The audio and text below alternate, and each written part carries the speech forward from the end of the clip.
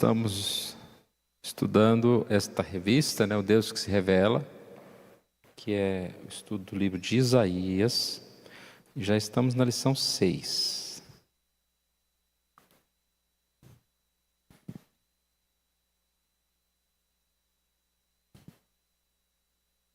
A Bíblia fala bastante sobre o Deus de amor, fala bastante sobre o amor. Quando a gente faz uma leitura da Bíblia assim, mais corrida, a gente percebe isso. Mas outra coisa que a gente também percebe é que a Bíblia fala muito sobre o Deus de justiça, a ira do Senhor, aqueles que serão julgados e condenados, Então a gente não pode só olhar um lado, só falar do amor, só lembrar do quanto Deus nos ama, mas também lembrarmos que Deus é um Deus que é um Deus de vingança, é um Deus que cuida de agir com justiça. E a gente tem visto já uma sequência de lições mostrando isso, deixando claro que o povo de Deus não é povo só porque tem um nome, um sobrenome, é uma família cristã, mas é um povo de Deus porque persevera na palavra de Deus, porque ama o Senhor. Então aqueles que não amam o Senhor não são do Senhor, são inimigos do Senhor. E aqui nós vamos estudar mais uma vez, tendo a oportunidade de pensar neste tema. Creio que é muito oportuno, um alerta, porque a gente percebe que a Bíblia é tão atual. Quando a gente lê aqui as passagens, a gente vê acontecimentos aqui, Parece que é uma manchete da semana. Os profetas falsos, o povo que dá mais ouvido àquele que fala do bem do que aquele que exorta, o povo que vai atrás do entretenimento, e não quer saber da instrução verdadeira. Então a gente percebe que é uma manchete da semana, a palavra de Deus, bem atual. Nós não vamos ler agora, mas a gente vai ler alguns versículos aqui no decorrer da lição. Passagem de Isaías capítulo 28, 1 até o capítulo 35, 10. Na introdução, começa falando aqui que destruição é o que aguarda quem troca o Senhor por um ídolo. Não há salvação nos ídolos. Repare que um homem que busca um ídolo, ele não está buscando a sua destruição. Ele está buscando o prazer, a alegria, por que não dizer a sua salvação, a sua redenção, a sua satisfação? Mas a palavra deixa sempre claro que quem busca um ídolo está buscando a destruição. Destruição é o que troca o Senhor por outro ídolo. Na introdução, a gente já percebe aqui que a ideia não é uma novidade para ninguém. Ou seja, quem busca o ídolo não buscou pela primeira vez, nem pela segunda vez. Ele diz aqui, parece que o povo parece esquecer das muitas ocasiões em que foram atrás dos ídolos e conseguiram o quê? Nada. Conseguiram a derrota. Exemplo aqui do rei Acás, que depositou a sua confiança na Síria e não no Senhor. Mesmo o Senhor se oferecendo ali para ajudar, ele vai buscar aliança com a Síria. E essa aliança fez com que eles se perdessem, vamos dizer assim. Acás confiou na Síria, o Senhor anunciou a sua ruína, que a sua ruína seria enorme. O chamado do Senhor foi para que eles buscassem o Senhor, e eles aguardaram a salvação ou o livramento em outro lugar. Acás se mostrou incrédulo e desobediente a Deus. A festa nos lembra aqui que a Síria, a quem Judá havia confiado, agora é a quem ameaça o povo de Deus. Eles colocam como fina ironia, né? Aquilo que você achou que ia ser o seu aliado, é quem vai se levantar contra você. Quando o reinado de Ezequias, a Síria é superpotência, e aquela que outrora foi vista como salvador, agora é o terrível mal. Também vemos aqui uma busca de aliança com o Egito, que o Senhor chama de aliança com a morte. Já adiantando aqui, né, nós percebemos que o Egito foi aquele que Deus os libertou. Agora eles querem aliança com quem lhes fez de escravo. E o que nos faz remeter isso na memória? Quantas pessoas, quantas vezes nós estamos buscando, entre aspas, o nome aliança aqui, estamos buscando coisas que nos fazem mal, já nos fizeram mal outras vezes, mas nós colocamos a esperança nessas coisas e pessoas. Então, terminando aqui a introdução, diz: Deus se voltará para o seu povo mais uma vez e o convidará para descansar tão somente nele.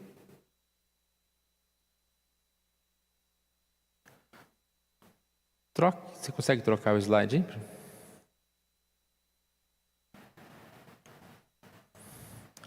Deus se voltará para o seu povo e mais uma vez o convidará para descansar tão somente nele.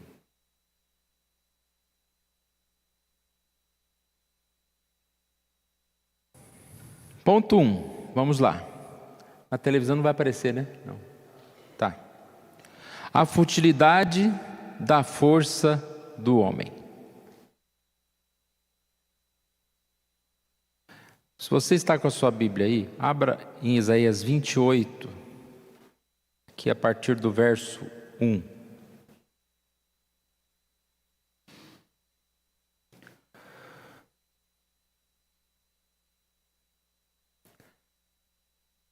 Aqui o verso 1 diz: Ai da soberba, coroa dos bêbados de Efraim, e da flor caduca da sua gloriosa formosura, que está sobre a parte alta do fertilíssimo vale dos vencidos do vinho. Interessante, né, a poesia, a forma que a palavra coloca, como a gente precisa de tempo para estudar a palavra, né? Se a pessoa estudar um versículo desse aqui, a gente já teria que gastar bastante tempo. Mas ele coloca aqui, olha, a soberba dos bêbados, a soberba daqueles que buscam seus ídolos, como a bebida, como o conforto. E o que ele chama aqui essas pessoas? Como um vale dos vencidos do vinho. Ai, sabemos que essa afirmação, essa palavra, né, pequenininha, ai, ela fala a respeito da ira do Senhor, da destruição.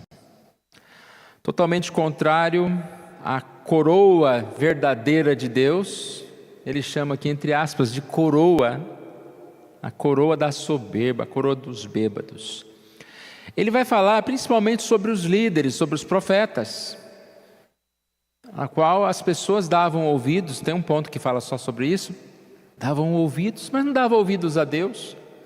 Estavam cercados de seus ídolos e distanciavam de Deus.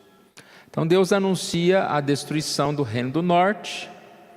Fala aqui nessa linguagem, no verso 4, são arrancados da árvore e devorados. No verso 5, segundo a coroa, é descrita como coroa de glória e formoso diadema para o restante do povo. Aqui está falando dessa coroa verdadeira do Senhor. As pessoas que desprezavam o Senhor para buscar os seus próprios ídolos. Em vez de confiar em uma aliança com o Egito, Judá deveria olhar para aquele que é a verdadeira coroa de glória, o Senhor.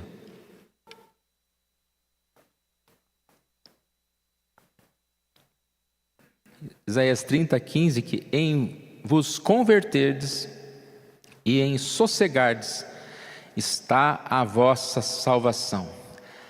Na tranquilidade e na confiança, a vossa força.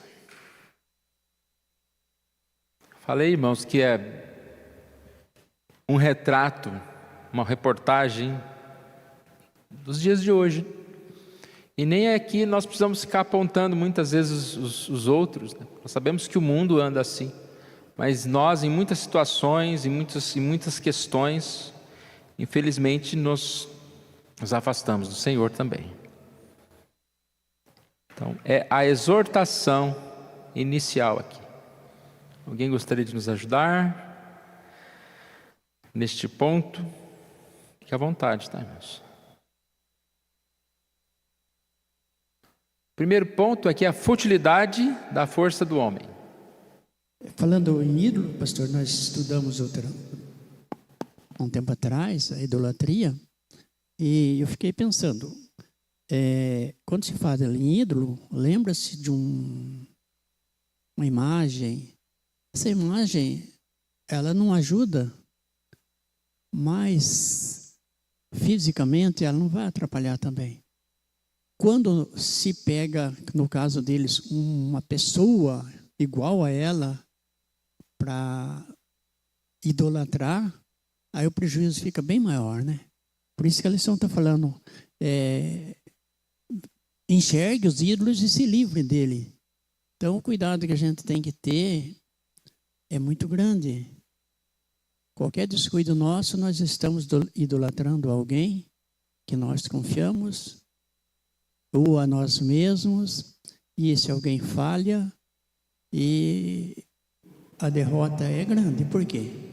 Quando nos chateamos, quando confiamos em alguém, confiamos, e esse alguém falha conosco.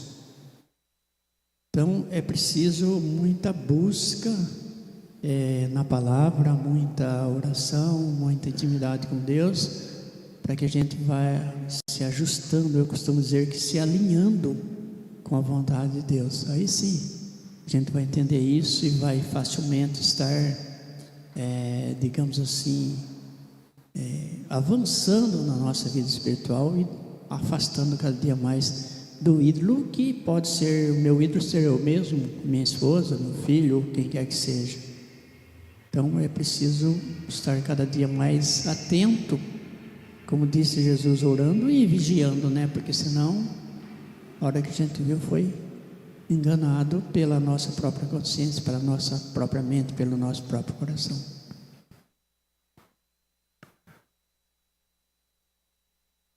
E colocar a esperança nesse ídolo, né? Que o tópico aqui é a futilidade da força do homem. Acreditar que uma aliança com fulano, né? O fulano que é poderoso, você não vai querer fazer aliança com o pobrezinho, com o humilde, né? Vamos fazer a sociedade, tem que ser alguém melhor que eu, né? Tem que ser alguém mais forte, alguém que tenha condição de me ajudar. E nessa história, muitas vezes nós temos a tendência a cair no erro, porque nós temos que confiar sempre no Senhor, em primeiro lugar no Senhor. É claro que Deus levanta pessoas para nos ajudar, mas nós não devemos colocar nossa confiança nessas pessoas, principalmente pessoas ímpias, né? O Egito, vou procurar um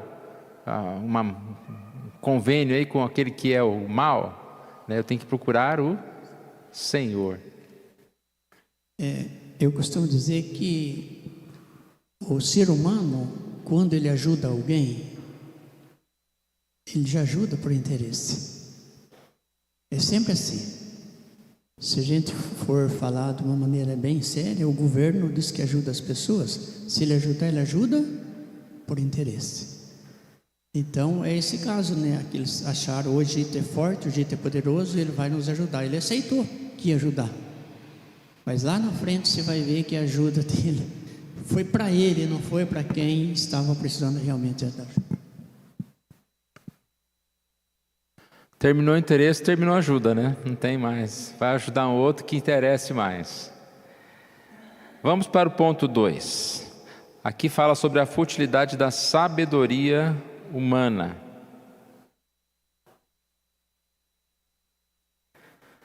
Oswaldo afirma que os capítulos 28 a 31 descrevem a loucura da liderança humana. Então é esse tópico que eu já devagarinho já dei uma pincelada, né? Tem aliança com o homem, tem aliança com o líder, que basicamente é aliança com o homem também, né? O povo de Judá estava colocando a sua confiança nos líderes e não no Senhor. Ah, mas o líder não é um líder de Deus? Nem sempre, né? É para ser. Mas quantas pessoas se afastam e se tornam lobos e não pastores, e desviam do caminho, um caminho que começou bonito, que começou direito. Há muitas histórias assim, bem intencionado, mas aquilo foi crescendo e o líder foi se tornando forte, poderoso. Agora ele se tornou dono, milionário e bilionário, e as pessoas estão atrás desses líderes. Isaías 28, 9 e 10 descreve aqui essa questão. A quem, pois, se ensinaria o conhecimento, e a quem se daria a entender o que se ouviu? Acaso aos desmamados e aos que foram afastados dos seios maternos? Porque é preceito sobre preceito, preceito e mais preceito, regra sobre regra, regra e mais regra, um pouco aqui e um pouco ali. Aparentemente parece que está certo, né? Regra, preceito, mas aqui é uma linguagem de zombaria, ou seja, dizendo que líderes estão fazendo leis e regras que são como se fosse um blá blá blá, né? Não são relacionados à vontade de Deus, mas são coisas relacionadas à sua própria vontade, aos seus próprios interesses. Que diz, eles zombavam exatamente do que Isaías almejava alcançar e que é o objetivo mais valioso do pregador e do professor: capturar e compartilhar a simplicidade essencial da verdade revelada, empenhando-se na edificação sistemática. Eles zombavam da verdade, da pregação de Isaías e seguiam as suas próprias visões. O povo preferia visões dos profetas bêbados, que não possuem a menor condição de conduzir o povo de Deus de modo fiel, por meio da pura palavra de Deus. O povo se aproximava destes líderes. O que eles queriam de verdade, é o próximo slide aqui, era entretenimento. Eles dizem aos videntes: não tenhais visões, e aos profetas: não profetizeis para nós o que é reto. Dizei-nos coisas aprazíveis, profetizai-nos ilusões. Não nos faleis mais do Santo de Israel. Não faleis mais. Deu para perceber o que está acontecendo aqui? Eles não querem ouvir os profetas verdadeiros. Eles não querem ouvir a doutrina. Lembra que eu falei no início? A Bíblia fala sobre amor. Não é mentira quando um pregador fala que Deus te ama, que Deus vai cuidar de você, que Deus vai transformar a sua vida. Mas a Bíblia fala também: arrepende dos seus pecados. Olha, abandone aquilo que não é do Senhor, obedeça ao Senhor. Então nós precisamos dessa palavra completa. E esses aqui só querem ouvir coisas boas. não querem ser confrontados pela palavra. E aqui foi lembrado o texto de 2 Timóteo 4, 3 e 4. Pois haverá tempo em que não suportarão a sã doutrina, pelo contrário, cercar-se-ão de mestres segundo as suas próprias cobiças, como o que sentido coceira nos ouvidos, e se recusarão a dar ouvidos à verdade, entregando-se às fábulas. Tu, porém, sê sóbrio em todas as coisas, suporta as aflições, faz o trabalho de evangelista, cumpre cabalmente o seu ministério. É quase que ele está dizendo para Timóteo: Timóteo, não vai desanimar, porque uma hora você vai pregar, ninguém vai querer ouvir, ninguém vai querer o ensino completo, ninguém vai querer o ensino correto. Não desista, faz o seu trabalho, não vai começar a contar historinha lá, não vai pôr nariz de palhaço tentar entreter os irmãos, não, prega a palavra, continue pregando a palavra. E aqui diz: haverá tempo. Lembra que eu falei que é a reportagem de hoje, a notícia de hoje. Sã doutrina não, eu quero me cercar daqueles mestres segundo a minha própria vontade, a minha própria cobiça. Irmãos, eu sei que é difícil a gente julgar e questionar e citar nomes e exemplos, né? Mas de vez em quando a gente cita uns nomes aqui, porque são coisas tão, assim, parece que estão fugindo da realidade. As pessoas são capazes de fazer enormes ajuntamentos em torno de cantores, de palestrantes, de pregadores, que cobram cachês altíssimos. Nesse dia 31, se você comprou seu ingresso, tudo bem, não estou falando mal de você não, mas haverá lá no Allianz Parque um culto desses da virada. E eu tentei ver o preço do ingresso, acho que já chegou a ter ingresso barato de 150, 250 reais, mas eles esgotaram em poucos minutos, horas. O ingresso mais barato que eu achei lá era 450 reais. Tá? Que bancadinha lá, né? Tem ingresso de 3 mil reais para você ir nesse culto. E aí lá, se você vê a lista, estão lá os conhecidos lá. Cantores, um Dave Leonardo lá, essas coisas assim, sabe? Tudo que vai chegar e falar: Deus te ama, o seu 2025 será da vitória. Depois a gente pode até assistir a pregação para ver se vai ter um arrependa dos seus pecados, está perdido no meio. Pode ser que tenha também. Mas eu citei um exemplo do que acontece diariamente, tem show para todo lado, a gente percebe que, como que não vai cobrar ingresso? Eles vão gastar dinheiro, precisa gastar dinheiro. Mas um pregador não precisa ganhar 40 mil reais para ir lá pregar uma noite, né? Podia pregar de graça. E assim acontece a vida, e a vida segue. Então eu vou parar por aqui, senão não vai virar entra lá no Fofoca Gospel, né? Você vai ficar sabendo todas essas coisas aí, de pastor brigou com o pastor, essas coisas estão lá, né? Um brigando com o outro, para trocar o nome da igreja, né? Tá desse jeito. As famílias são donas da igreja, que é o filho vira o pastor da igreja e recebe todo. A mulher separa do marido e quer que a igreja seja dela, aí o marido morre, agora ela quer a igreja, briga com os pastores lá, tá desse jeito. E eu falei, igrejas que começaram simples, né? Estou citando aqui a questão da bola de neve. Um pastor que se converteu, o tal do Rina lá, um homem simples, a igreja dele era uma tenda assim, né, na praia com uma prancha de surf.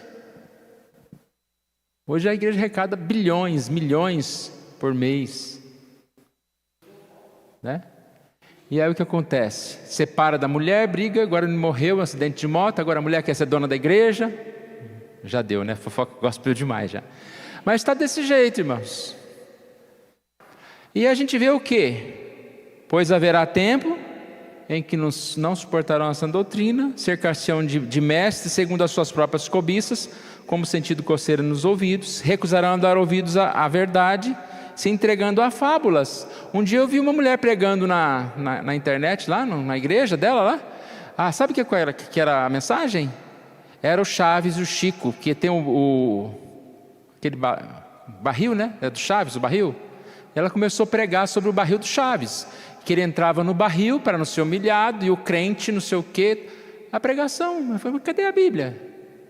Precisa usar a história do Chaves.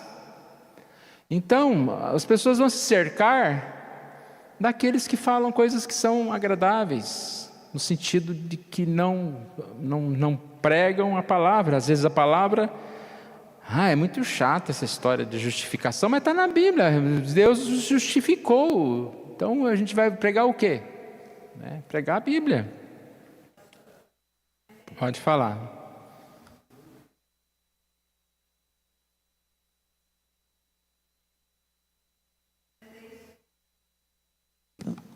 Mas é isso que a lição vem abordando. A lição do domingo passado, eu estava estudando lição porque eu ia ministrar a lição, daí não deu certo. Nossa, mas por que uma lição dessa para falar para crente, né?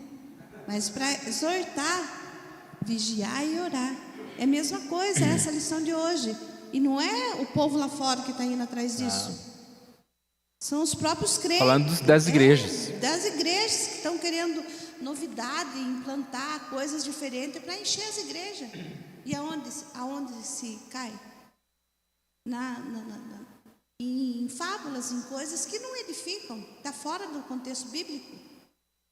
E a gente vai devagarinho trazendo para nós, né? Vamos trazer. Daqui a pouquinho, se não tiver luz colorida e fumaça aqui no culto, esse culto da igreja lá, sem graça demais.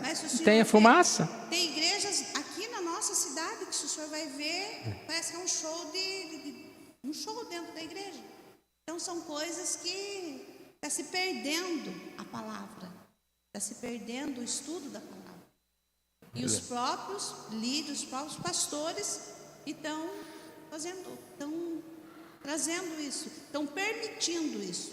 Porque se a liderança permite, está permitindo. Eu achei interessante aqui a ilustração da lição. É como se estivéssemos a bordo do Titanic e alguém falasse: não me diga que o navio está afundando, isso é muito desagradável. Fala boa coisa, diga que está tudo bem, né? Mas espera aí, gente, como assim? O navio está afundando, você não vai falar nada? Não vai avisar? Então é assim a nossa vida. Há muitos se perdendo. Nós não vamos pregar o evangelho que salva, nós não vamos falar que precisa se arrepender dos seus pecados, ou vamos falar que Jesus é bom, que te aceita do jeito que você é, que Deus não se preocupa, porque essa é a teoria de quem está desprezando a palavra, no sentido de que ele coloca a palavra de Deus como não literal, que nós não devemos pregar esses absolutos. Eu sei que nós não somos perfeitos, quando a gente falou sobre o Sermão do Monte lá, é um pouco que muitas vezes inatingível ao homem, a santidade, a perfeição de Deus, é claro, mas nós precisamos ir no caminho dessa perfeição, buscar, ouvir dela. Então diz aqui, visto que rejeitais a palavra, Isaías 30, visto que rejeitais a palavra, confiais na opressão e na perversidade, e sobre isso vos estribais, portanto essa maldade vos será como brecha em um muro alto, e formando uma barriga, está prestes a cair, cuja queda vem de repente, num momento. Uma fenda que vai fazendo com que aquilo lá se torne algo pesado e venha a cair, venha a derrubar. Pode falar? No início, na devocional, o senhor falou sobre a insignificância de Belém. E eu fiquei pensando, a Nathalie falando de coisas grandes que as pessoas querem, que a igreja, o culto apresente. Esquece-se de humildade, esquece de coisas pequenas. Parece que é o verdadeiro torcer a palavra, torcer o ato em si. Então, chegou na igreja, está todo mundo caladinho, bonitinho, levanta um para orar, acaba aquele, canta um cântico e termina a mensagem, quando foi embora, que igreja fria.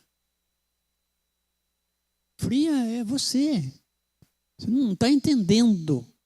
Tem uma fala assim, você não está entendendo como é que funciona, a verdade é essa.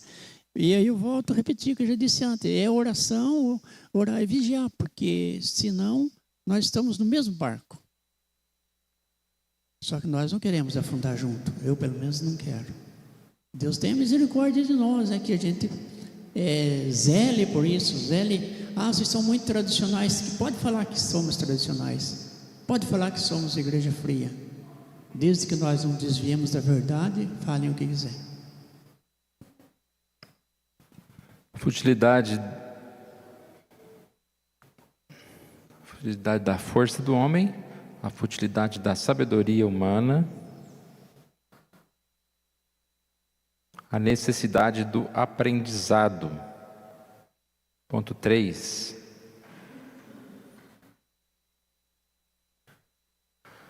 O Senhor iniciou a sua advertência falando a respeito do reino do norte e da queda de Efraim, que é Israel.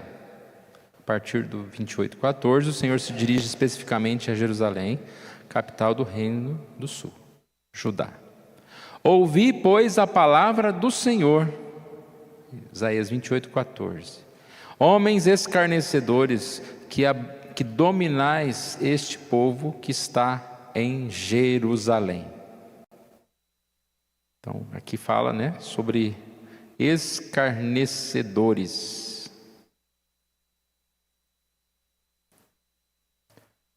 Vejam o que aconteceu a Israel e aprendam a lição. Aquele fato, que a gente sempre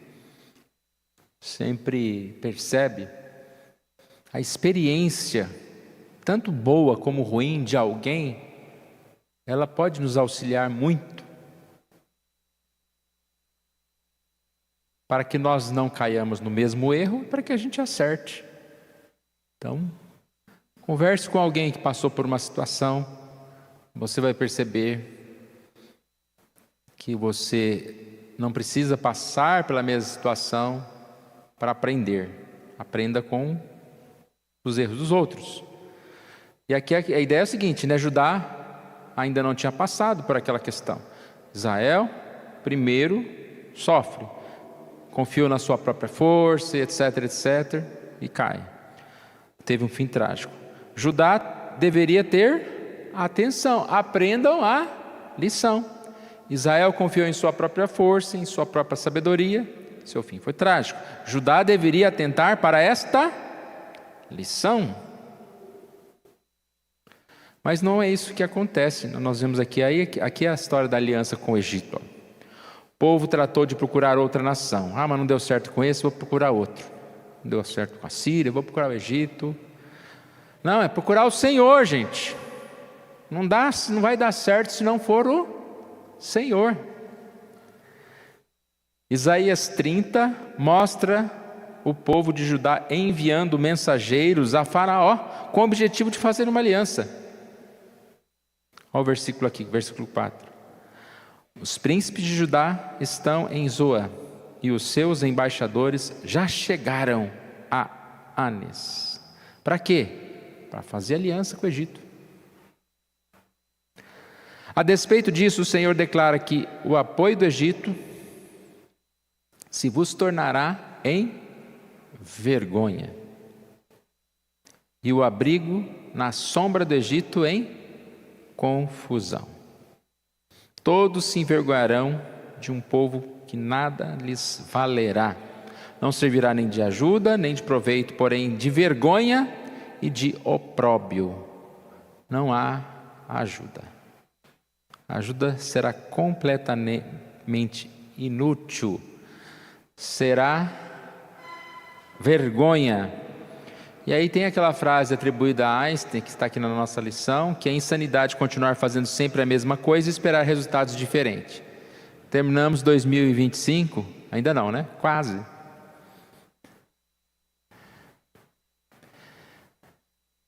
Se você repetir o que você fez esse ano, você vai alcançar praticamente os mesmos resultados. Você aprendeu alguma lição? Eu aprendi uma lição, que correr e fazer academia sem parar de comer não emagrece.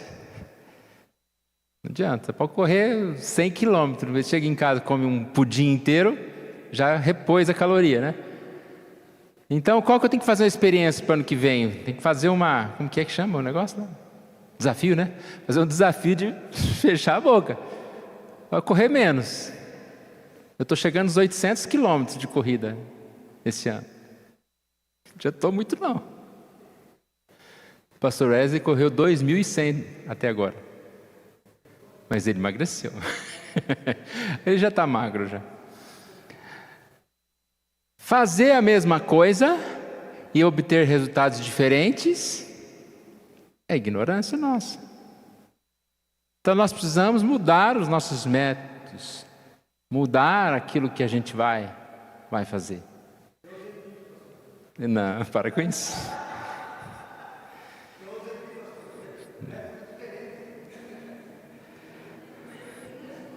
Se eu tomar remédio, aí que eu não durmo.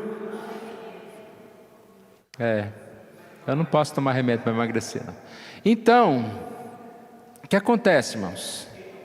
Judá está cometendo os mesmos erros, tomando as mesmas atitudes. Não vai dar certo. E aí eu penso, o que acontece conosco? Quinta-feira eu estava lá na casa de recuperação, lá na Mãe da Vida, e eu conversei um pouco lá com uma pessoa lá, um deles lá, e ele estava contando que ele usou crack por 20 anos, e agora está lá, mas é a primeira vez que ele está lá. Tem gente que está lá na Mãe da Vida já 10, 12 vezes, aí fica na casa de recuperação um tempo, e volta para casa, que volta para lá, e faz aquele ciclo, né? E ele estava falando a respeito do crack, que é um prazer assim, sabe, muito, muito, muito mesmo. Isso que é maravilhoso, por segundos. E aí depois, cai lá embaixo. Do mesmo jeito que vai, cai. Aí você precisa de novo, usar de novo, para ter aquele prazer. E é difícil isso, irmãos, porque nós gostamos de se sentir bem, de sentir prazer. É algo do ser humano. E depois que você conhece algo que vai te levar a esse lugar tão maravilhoso assim, você, se não cuidar, você vai falar, não importa se eu cair lá no chão, mas o importante é que eu tive uma experiência, uma alegria. Está ruim demais a vida mesmo, já não tem mais nada. É assim que essas pessoas ficam presas. E a gente compara aqui ao pecado, ao erro, aos ídolos, às experiências erradas novamente, em outros níveis, né? Não como esse exemplo que eu citei. É o que acontece muitas vezes conosco, no sentido de que, eu sei que não vai dar certo, mas vamos levando, né? E nós nos acostumamos, e aqui o texto diz, aliança com a morte. O Senhor quer que Judá aprenda que esta aliança seria com a morte. É literal a história do drogado, né? Ele está fazendo uma aliança com a morte. Judá, todavia, parece que quer escravidão. Quem escravidou é ótimo. É igual a Nádia disse que domingo eu casei. Quem que foi que eu casei? Maria com Jesus? Estava esperando o filho de Jesus. Eu falei alguma coisa assim, viu, gente? Vocês consertam aí.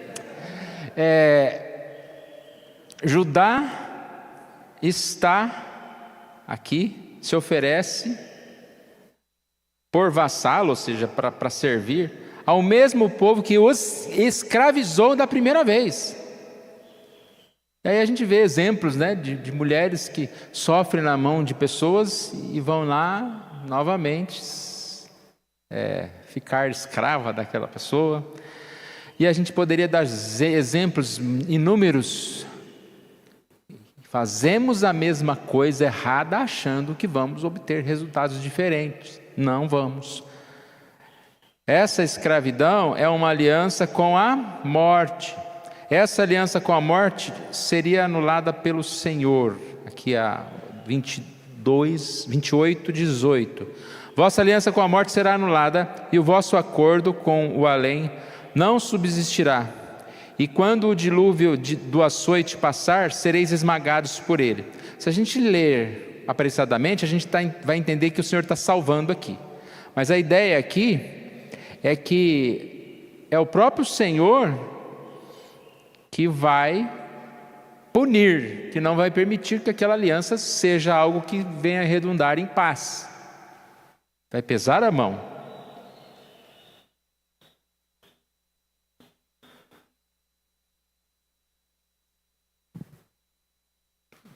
Alguém quer comentar, irmãos?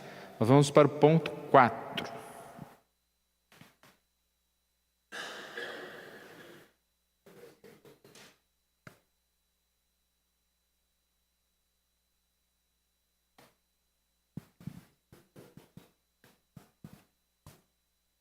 Já funciona, já tem que apertar e esperar um pouquinho. Só uma apertada. Não precisa segurar, não.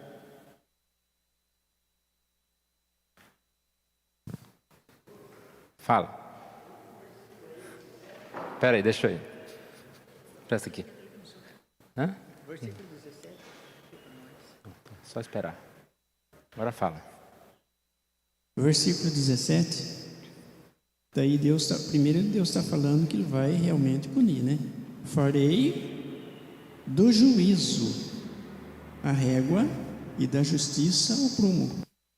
Saraiva varrerá o refúgio da mentira e as águas arrastarão o esconderijo. É aquilo que foi dito antes, volto lá na devocional. Fala-se que Deus é amor, que Deus é bonzinho e tudo, e esquece-se da justiça de Deus. Você pensou? Se Deus tolerasse tudo, onde é que estava a justiça de Deus? E é o que a gente está vendo, como já foi dito. Vai se tomando um caminho, o caminho da satisfação, do prazer no culto. Ótimo, beleza? Mas desde que isso esteja centrado, baseado na palavra, fora disso é humano. Deixa de ser um culto a Deus. Deixa de ser um tempo de espiritualidade, de comunhão, de devoção a Deus. Passa a ser tudo humano. Não vai ter valor. Pelo contrário, vai arrastar, como disse o texto antes que você leu. Vai ser difícil o final da história. Estava achando, pode comentar?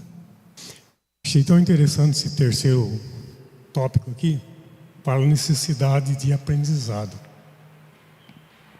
E nós sabemos que o aprendizado ele envolve tudo na nossa vida, né?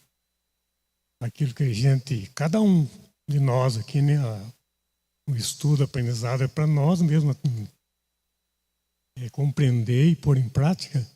Muita coisa que a gente fez, se falando em esse ano está findando, no próximo ano a gente não vai tornar a fazer, porque não deu certo. Tá? Então, isso que fala aqui, que é tolice, que é insanidade. Cometeu o mesmo erro, já sabe que não foi bom, por que vai insistir? Então, é uma tolice. Mas eu vi aqui, até grifei aqui para a gente, se tivesse a oportunidade de comentar, se falando da nossa vida espiritual, que é o objetivo nosso aqui, está aprendendo. De alguém que não ora quase nada e querer mudança na vida. Então, o que ele tem que fazer? Eu orei pouco esse ano. Preciso orar mais. Preciso ler mais a Bíblia. Preciso visitar mais. E é uma infinidade de coisas. Infinidade de coisas que nós sabemos que para melhorar é preciso exercitar. E nós aprendemos. Todo domingo a gente está aprendendo. Então, achei tão interessante essa necessidade de aprendizado, é aprender as coisas corretamente. Aí eu preciso de ouvir mais a Deus. Eu preciso ter mais comunhão. Isso não é insanidade, é uma coisa lógica. Aí eu preciso que Deus fale mais comigo. Eu tenho que ler mais a Bíblia, né? Então, eu achei tão interessante esse ponto aqui para a gente estar refletindo sobre essa necessidade de aprendizado, né?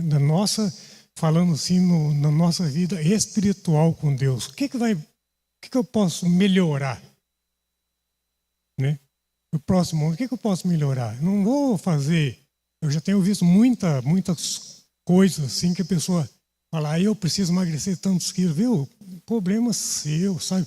De cada um, sabe, da sua saúde. Você vai no médico, o médico já passa uma receita lá. Você tem que emagrecer, senão sua saúde vai a pique, vamos dizer assim. Mas e a vida espiritual? O que eu gostaria de frisar é esse ponto aqui, a nossa vida espiritual. Às vezes a gente preocupa tanto assim com a nossa vida física, que temos que sim se preocupar também, que nós somos o templo do Espírito Santo, mas a gente acaba se esquecendo de cultivar, de cuidar, né, de ver que essa é uma necessidade primordial na vida do cristão. E é uma coisa que eu sempre tenho pensado e quando tenho oportunidade tenho frisado, que é pessoal. É uma necessidade pessoal, não é eu que vou fazer para o meu filho, nem o meu filho vai fazer para mim. Mas meu compromisso com o Senhor, né, que está sempre frisado, que Israel ele procurou fazer o quê? Parcerias com pessoas poderosas que poderiam ajudar. E é exatamente o que às vezes a gente faz. A gente procura fazer parceria com coisas que podem nos dar estabilidade financeira. Né? Até eu estava comentando em casa esses dias. Qual é o nosso maior ídolo? O maior ídolo hoje, que eu vejo, eu posso estar errado, é a condição financeira que as pessoas estão preocupadas. Ídolo é a situação financeira. Ele quer estar numa situação financeira que não vai faltar o pão para ele acaba se esquecendo, a gente acaba se esquecendo. Quando, não falando do ídolo imagem, mas o ídolo, dinheiro, né? Posses. Quanto mais posse eu tiver, mais eu tenho condição de ter uma vida boa. E é errado. É isso, minha. Que a gente agora tirou os retornos, então, se eu ficar aqui atrás, às vezes eu não consigo entender o que os irmãos falam. Por isso que eu vou ali um pouco para frente. Aliança, foi bem dito isso, quando você busca aliança com as coisas do mundo, você não só está pegando as coisas, mas você está tendo comunhão com essas pessoas. E a ideia de aliança com Deus, eu não vou apenas por interesse. Primeiro há uma aliança, uma comunhão com o Senhor. E a partir daí Ele vai dar aquele que é necessário para a minha vida. Mas foi bem frisado, a nossa principal busca é a comunhão, deve ser a comunhão com o Senhor. É espiritual. Que a partir desse momento em que nós buscamos o Senhor, nós temos a nossa visão mudada, melhorada. E quando fala aqui desse aprendizado, o que a gente deixou bem claro aqui, o aprendizado é tanto com os erros, como com os acertos, tanto nossos como os dos outros. Às vezes eu olho para a vida de alguém, olha como é que aquela pessoa fez isso durante o ano e melhorou nisso. Como que eu devo fazer? Eu vou fazer igual para ver se eu consigo também prosperar. Olha fulano lá, como ele foi por esse caminho e se deu mal. Que eu nunca busco esse caminho errado. Então eu não preciso acertar ou errar para aprender. Eu posso aprender com o exemplo dos outros. Mas com aquilo que eu faço, que é o grande alerta aqui, já fez, já deu errado, vai fazer de novo, né? É o que Deus está falando para eles aqui. Gente, vocês viram que não vai dar certo. E eu vou fazer com que isso não dê certo, porque é o Senhor Deus que vai penalizar. O último tópico aqui é a futilidade dos ídolos. Depois de anunciar que a aliança com o Egito será anulada, o Senhor promete que lutará contra os seus inimigos. E vem aquele fato que nós falamos no início. Quem são os inimigos do Senhor? São aqueles que desobedecem ao Senhor, são aqueles que são contra o Senhor. Sejam eles membros de uma igreja, sejam eles nominalmente cristãos ou não. Então nós sabemos que aqueles que não se cuidarem não estarão diante do Senhor, mas serão perseguidos pelo Senhor. O Senhor se levanta em defesa do seu povo, mas também o Senhor virá com a ira contra o seu povo. Aqui diz que se Judá continuar a se voltar para os ídolos e a zombar de Deus, em vez de confiar nele, o Senhor realizará sua obra estranha. Aí a lição fala, que obra estranha? Como assim? É estranho porque ele está falando sobre a ira de Deus. E a gente realmente espera e presume em Deus amor, que Ele vai acalentar, que Ele vai amar, que Ele vai cuidar do seu povo. Mas nós devemos entender que Deus sempre lutará contra os seus inimigos, que Deus é justo. E se esse que é chamado povo, entre aspas, porque não é verdadeiro povo, não buscar o Senhor, esse receberá não o amor, mas receberá a ira de Deus. Olha o que acontece aqui, John Watts afirma: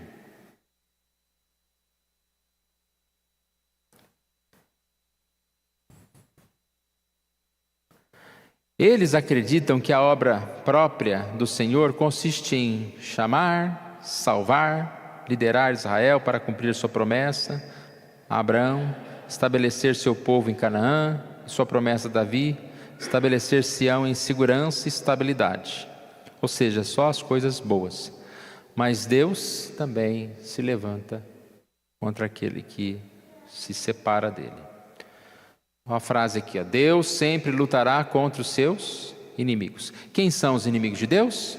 Salmo 139, os que não obedecem a Ele.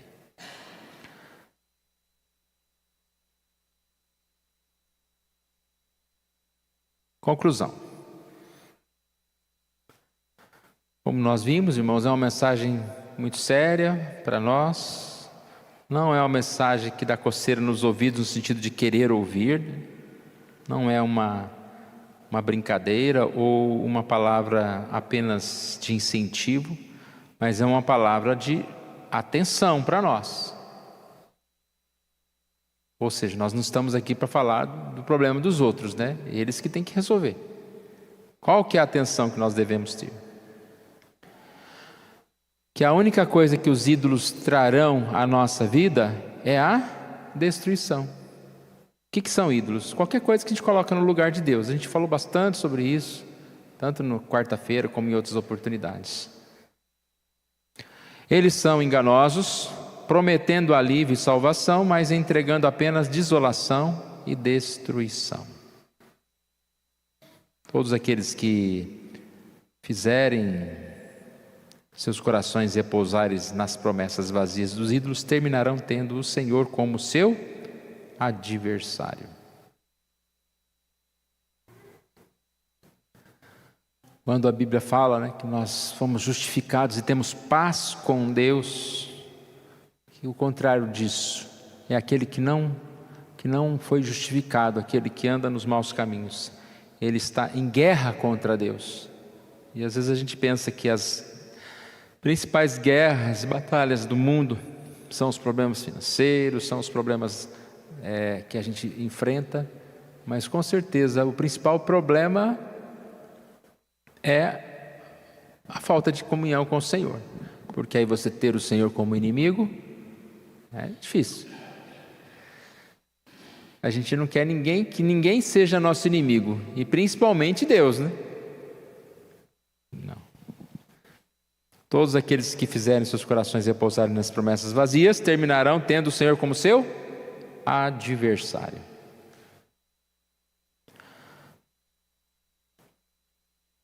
O único alicerce seguro para repousarmos é Jesus Cristo. Nele somente que encontramos descanso verdadeiro. Recusar descansar nele é sujeitar a si mesmo à ira de Deus, à obra estranha de Deus. Aplicação. Você está sendo tentado a colocar o seu coração em algum outro Deus, além do Senhor? Quão impactante para você é saber que Deus luta contra aqueles que, apesar de terem o seu nome em seus lábios, colocam seus corações em outros salvadores. Que fique para a nossa reflexão, irmãos. Não basta ter Jesus nos lábios, distante do coração. Não basta nós tentarmos deixar Deus em segundo lugar, né? Que Deus seja o primeiro, porque só Ele é o nosso Salvador. Como nós falamos aqui, o único alicerce seguro para repousarmos é Jesus Cristo. Deus abençoe. Estamos terminando aqui então a nossa lição. Tem mais um domingo ainda, né? Domingo que vem é o último domingo do ano. Mais um domingo.